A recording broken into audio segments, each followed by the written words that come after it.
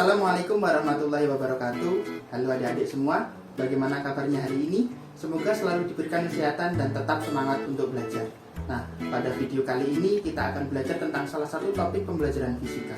Namun sebelumnya, izinkanlah saya untuk memperkenalkan diri saya. Nama saya Ivan Denar Aditya Irawan. Saya lahir di Sragen 14 Februari tahun 2001. Saat ini saya berdomisili di Sragen, Jawa Tengah, dan saya kuliah di Universitas Negeri Malang, Prodi S1 Pendidikan Fisika. Nah, pada kesempatan kali ini kita akan membahas materi pembelajaran tentang optika geometri, terutama pada materi pemantulan cahaya. Nah, dalam mempelajari materi pemantulan ada beberapa tujuan yang harus dicapai. Yang pertama adalah mengetahui pengertian dari pemantulan cahaya, yang kedua mengetahui hukum-hukum pemantulan, yang ketiga mengetahui jenis-jenis pemantulan, yang keempat mengetahui pemantulan pada cermin datar, pemantulan pada cermin cekung, dan pemantulan pada cermin cembung. Kemudian untuk yang terakhir mengetahui penerapan hukum pemantulan dalam kehidupan sehari-hari.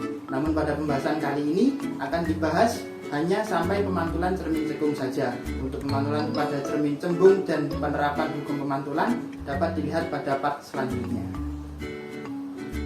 Sebelum kita masuk ke materi, alangkah baiknya kita menyaksikan video berikut ini.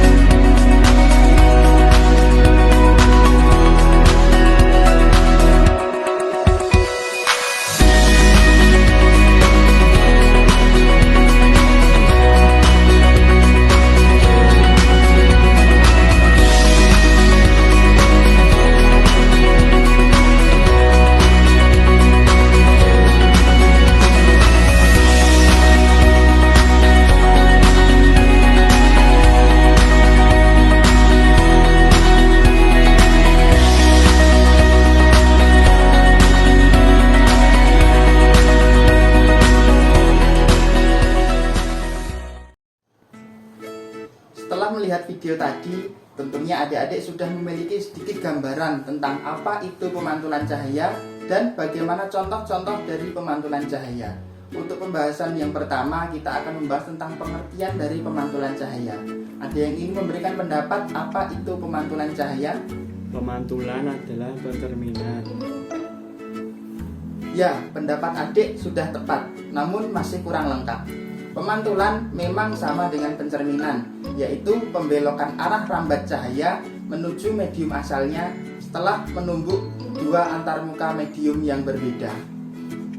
Seperti yang dapat kita lihat pada gambar, bahwa ketika sinar atau cahaya datang yang ditandai dengan garis berwarna biru menumbuk sebuah medium, maka akan terjadi pemantulan atau pembelokan hingga menuju ke medium asalnya, seperti ditunjukkan oleh garis berwarna merah. Dan ini adalah contoh dari peristiwa pemantulan cahaya. Selanjutnya, setelah kita mengetahui pengertian dari pemantulan cahaya, tentu kita juga harus mengetahui apa saja sih hukum-hukum dalam pemantulan cahaya. Untuk itu, mari simak penjelasan berikut ini. Hukum pemantulan disebut juga dengan hukum Snellius, terdiri dari dua hukum. Yang pertama adalah sinar datang, sinar pantul dan garis normal berpotongan pada satu titik dan terletak pada satu bidang datar. Kemudian yang kedua, sudut I atau sudut datang sama dengan sudut R atau sudut pantulnya. Untuk penjelasan lebih lanjut bisa disimak dalam ilustrasi berikut ini. Di dalam hukum Snellius, ketika terdapat sinar datang seperti yang ditunjukkan oleh garis berwarna biru, kemudian menumbuk sebuah medium dan dipantulkan hingga ditunjukkan oleh garis berwarna merah. Nah, untuk garis putus-putus adalah garis normal. Ketiga garis ini saling berpotongan dan berada pada satu bidang. Kemudian untuk besarnya sudut I atau sudut datang sama dengan sudut R, juga dijelaskan pada gambar berikut. Pembahasan yang selanjutnya adalah tentang jenis-jenis pemantulan. Apa saja jenis-jenis pemantulan? Berikut kita simak penjelasannya. Ini adalah jenis-jenis dari pemantulan. Ada pemantulan teratur dan pemantulan baur. Pada pemantulan teratur, ketika berkas sinar datang, kemudian mengenai suatu bidang, maka akan terjadi pemantulan seperti yang dapat kita lihat pada video ini. Kemudian pada pemantulan baur, ketika berkas sinar datang, kemudian mengenai suatu bidang, maka akan muncul sinar pantul seperti yang terlihat pada gambar. Kedua animasi ini memiliki perbedaan dari sinar pantulnya. Mengapa bisa demikian? Apa kesimpulannya dapat diambil dari jenis-jenis pemantulan ini? Dapat kita simak pada penjelasan berikut ini. Berdasarkan penjelasan dari dua gambar tadi, dapat kita tarik kesimpulan bahwa jenis-jenis pemantulan ada dua, yaitu pemantulan teratur dan pemantulan baur. Pemantulan teratur adalah peristiwa pemantulan yang terjadi pada bidang atau permukaan yang halus, sehingga sinarnya sejajar satu dengan yang lainnya. Contoh dari pemantulan ini adalah pemantulan pada cermin. Selanjutnya, untuk pemantulan baur adalah peristiwa pemantulan pada permukaan benda yang kasar. Nah, pada peristiwa pemantulan ini, cahaya dipantulkan ke segala arah. Contohnya adalah pemantulan pada batu atau pada kayu. Selanjutnya adalah pemantulan pada cermin datar. Apa itu pemantulan pada cermin datar dan bagaimana sifat bayangannya? Diketahui bahwa sifat bayangan pada cermin datar adalah maya, tegak, dan sama besar. Hal ini dapat kita lihat pada gambar berikut. Apa yang dimaksud dengan maya? Ada yang tahu? Bayangan berada di belakang cermin. Ya, bayangan dikatakan maya karena bayangan itu berada di belakang cermin. Kemudian tegak karena bayangannya tegak dan tidak terbalik, dan sama besar. Besar bayangan sama dengan besar benda aslinya. Berikut ini adalah proses pembentukan bayangan pada pemantulan cermin datar. Misalkan ketika kita mempunyai sebuah objek dengan besar P dan ketinggian H, kemudian dipantulkan dengan cermin datar, maka akan membentuk bayangan dengan besarnya P aksen dan ketinggiannya H aksen. Kemudian dari jarak P ke cermin itu sama dengan jarak P aksen ke cermin. Berikut ini adalah proses pembentukan bayangan pada pemantulan cermin datar menggunakan aplikasi Ray Optic Simulation. Nah, dalam gambar ini juga terlihat bahwa proses pembentukan bayangan sama seperti penjelasan yang telah dijelaskan sebelumnya. Ketika kita mempunyai objek P dan tinggi H, maka besar bayangannya adalah P aksen dengan ketinggian H aksen. Setelah kita mempelajari tentang cermin datar, tentunya kita juga harus mempelajari tentang pemantulan pada cermin cekung. Nah, pada pembelajaran kali ini, apa yang harus kita pelajari dari pemantulan cermin cekung dapat kita perhatikan pada penjelasan berikut ini. Proses pemantulan cermin cekung adalah peristiwa pemantulan cahaya yang terjadi pada cermin cekung. Pada pemantulan cermin cekung ada sinar-sinar istimewa yang dapat dilihat pada gambar berikut ini. Terdapat 3 sinar istimewa. Dari 3 sinar istimewa tersebut dapat kita lihat bahwa pada sinar istimewa yang pertama, ketika sinar datang sejajar sumbu utama, maka akan dipantulkan melalui fokus seperti yang terlihat pada gambar dan garis yang berwarna biru. Kemudian untuk sinar istimewa yang kedua, yaitu ketika sinar datang melalui fokus, maka akan dipantulkan sejajar sumbu utama seperti yang terlihat pada garis yang berwarna merah. Kemudian untuk sinar istimewa yang ketiga, yaitu ketika sinar datang melalui pusat kelengkungan atau R, maka akan dipantulkan kembali seperti yang dapat kita lihat pada garis yang berwarna hijau. pada pemantulan dengan menggunakan cermin cekung memiliki sifat bayangan yang tentunya berbeda dengan pemantulan dengan menggunakan cermin datar. Nah, pada pemantulan cermin cekung ini dipengaruhi oleh letak benda pada cermin. Ketika benda berada pada ruang 1, yaitu antara cermin dengan F, maka bayangannya adalah maya, tegak, dan diperbesar. Selanjutnya ketika benda berada pada ruang 2, yaitu antara titik fokus dan pusat kelengkungan, maka bayangannya adalah nyata, terbalik, dan diperbesar. Kemudian ketika benda berada pada ruang 3, yaitu di antara R dengan tak terhingga, maka bayangannya adalah nyata, terbalik, dan diperkecil. Selanjutnya, bagaimana jika benda berada tepat di F atau titik fokusnya, maka bayangannya adalah maya, tegak, dan tak terhingga.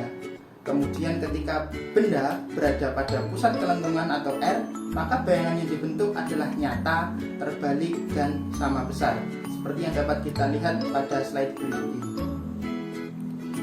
Nah, berikut ini adalah contoh pembentukan bayangan pada cermin cekung. Kita ambil salah satu contoh ketika benda berada pada ruang 3, yaitu antara R dengan tak terhingga, maka bayangan yang terbentuk adalah nyata, terbalik, diperkecil. Dapat kita lihat dengan menggunakan sinar-sinar istimewa tadi. Ketika sinar datang sejajar sumbu utama, maka akan dipantulkan melalui fokus. Kemudian ketika sinar datang melalui fokus, maka akan dipantulkan sejajar sumbu utama. Nah, dengan menggunakan dua sifat itu, kita sudah bisa membentuk bayangan dari benda itu, yaitu disajikan dengan gambar berwarna merah. Untuk yang selanjutnya, kita akan mencoba melakukan praktikum atau membuktikan hukum Snellius yang sudah dijelaskan sebelumnya tadi dengan menggunakan aplikasi Ray Optic Simulation. Bagaimana cara menggunakannya? Mari kita simak penjelasannya berikut ini. Pertama-tama yang kita lakukan adalah membuka Ray Optic Simulation. Kemudian kita klik Start Application dan akan muncul tampilan seperti ini. Kita memilih cermin datar terlebih dahulu. Kemudian kita pasangkan cermin datar. Selanjutnya kita beri busur untuk mengukur besar sudut yang dibentuknya. Setelah itu kita juga menambahkan penggaris yang berfungsi sebagai garis normalnya. Kita tambahkan penggaris.